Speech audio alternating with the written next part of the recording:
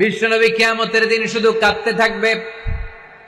আকাশের জল জলে সূর্যটা মাথার কাছে চলে আসবে, মাথার মগজগুলো ভাতের মাড়ের মতো গলে গলে নাকের ছিদ্র কানের ছিদ্র দিয়ে বেয়ে বেয়ে পড়বে। তৃষ্ণায় ক্ষুধায় জিহ্বাটা বের হয়ে কুকুরের মতো নাভিস্থল পর্যন্ত ঝুলতে থাকবে। জমিনটারে তামার জমিন বানিয়ে দেওয়া হবে। সবাই শুধু বলবে ইয়া নাফসি, আল্লাহ তুমি আমারে বাঁচাও। অলিরা বলবে ইয়া নাফসি, শহীদরা বলবে ইয়া নাফসি, নবীরা বলবে ইয়া নাফসি, উম্মত বলবে ইয়া নাফসি। সবাই বলবে আল্লাহ তুমি আমারে বাঁচাও, আল্লাহ তুমি আমারে বাঁচাও, আল্লাহ তুমি আমারে বাঁচাও।